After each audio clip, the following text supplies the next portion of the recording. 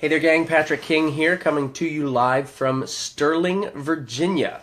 Today's question has quite a few parts to it, okay? And give me some time here. It's quite a long question. I've compressed it a bit for the sake of brevity, but it's still pretty long. So Karen asks, question number 1, when do you know it's time to change out of a snaffle? That's pretty easy.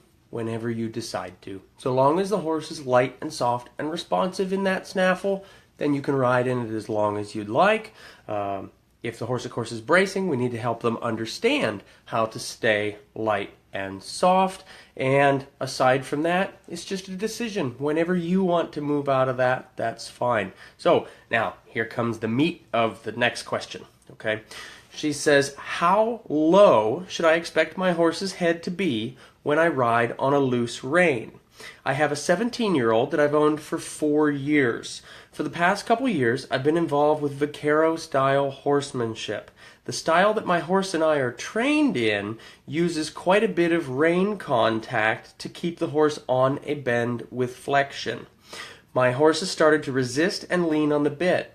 I often have very sore shoulders from having to hold his head and carry him. I recently started to ride him on a loose rein, and he rides like a drunk monkey. He snakes his head around, seemingly searching for guidance. He's nearly run into walls because he wasn't listening to my seat or legs. It's like he's become reliant on micromanagement, so I've been working a lot on developing his attention to my seat and legs at a walk, but as soon as we move into the trot, it falls apart.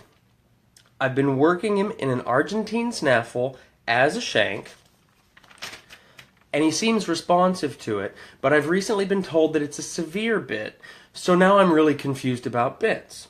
When I ride my horse on a loose rein, his head drops below his withers. His nose doesn't go below his knees, however, I'm not used to his head in that low of a position. Is this what I'm supposed to expect out of loose rein riding? Okay, so there's quite a bit to this question, and I'm going to take it kind of from the beginning and try to work it in piece by piece. So one of the things that Karen has mentioned in her question is that she and her horse have been recently trained in a Vaquero-style horsemanship, but then understanding the Vaquero style of horsemanship, it's a little contradictory in here where she says that she's having to use quite a bit of rein contact, and she's holding her horse in a bend, in a flexion, and that her shoulders are sore because he's leaning and resisting on the bridle. So honestly, the idea of the Vaquero style of horsemanship is very much like French classical dressage, in that we teach the horses to carry themselves with a very light, balanced contact, and oftentimes on that super soft contact, and with the Vaquero style, maybe even a loose contact. But the idea is that the horse learns to carry their own balance. So I'm going to go out on a limb and kind of say that there's something definitely missing in there. Now, I don't know who Karen's riding with. I don't know any of that stuff. I don't know any history about the horse. I just know what's presented in the question. But it sounds to me like there's something missing in there.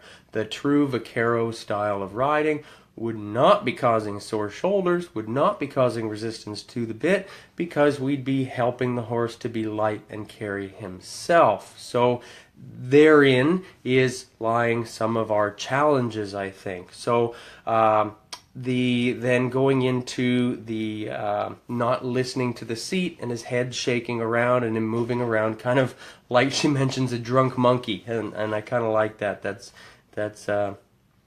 by the sound of it, I think everybody can imagine what the horse is going around like. And she says that he's nearly run into walls because he's not listening to her seat or leg aid. So that's telling us that we're really relying and micromanaging through the reins. Again, very much the opposite of what we'd be looking for from the Vaquero style of horsemanship.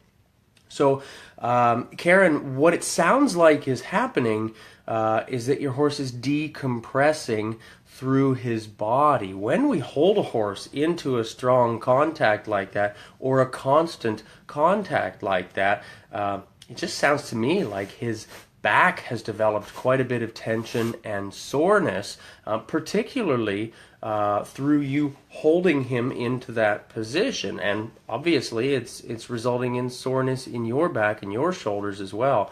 So when we release the horse onto the longer rein, he's snaking his head down there. I think, I haven't, of course, seen this, and I'd love, Karen, if you could send me a video of this, but it sounds to me like he's reaching out there and trying to stretch and loosen his back, unlock the tension that's being caused by holding him so high and strong into that contact, okay? So that's also your reason why he's not focusing, attentive, listening to your seat and your leg aids, because basically his back's so tight he can't hear you.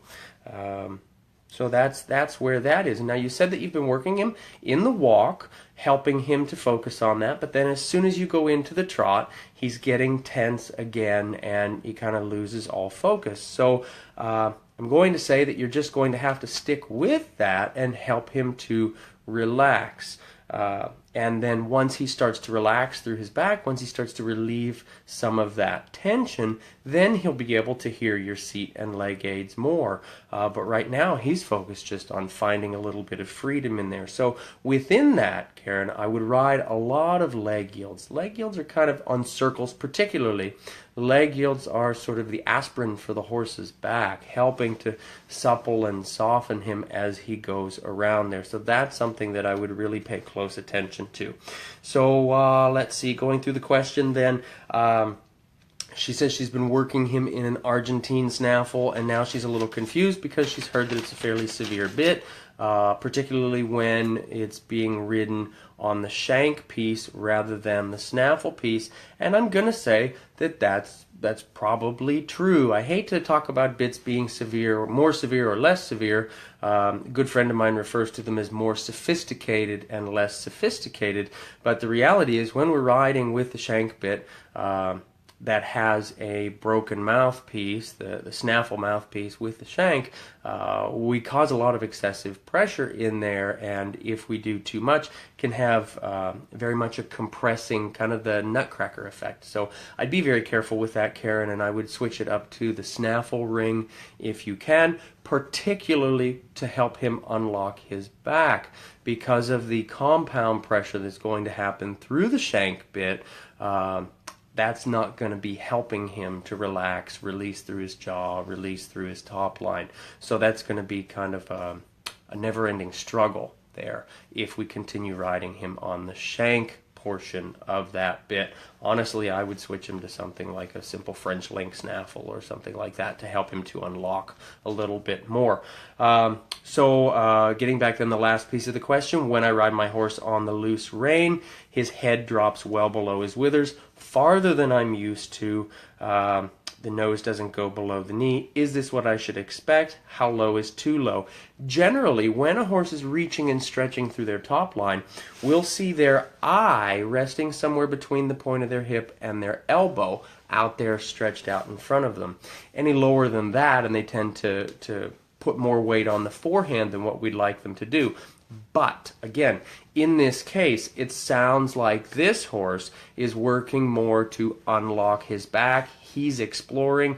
I would have a tendency for probably a few weeks at least to just kind of pitch that rein out there and let him find himself. Let him relax. Let him stretch. He's got to decompress. And then we would start over with our development. I would start from the ground, helping to educate him to some more sophisticated responses, more academic responses as it relates to the bridle, asking him for some soft vertical releases and elevated releases and things like that, helping him to find a new balance, changing his personal philosophy about the bridle. Okay, so hopefully that was helpful for you, Karen.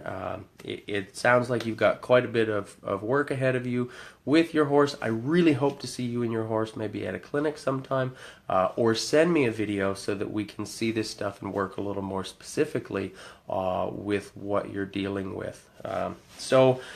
Question of the day. Question of the day. What's your most recent challenge with riding your horse? Give us your answers in the comments section below. Please share some love with this video, like it, give it a little hearts comment, share it with your friends. Any of that stuff would be fantastic. And please don't forget, you keep asking questions, I'll keep giving answers. Thanks so much, gang.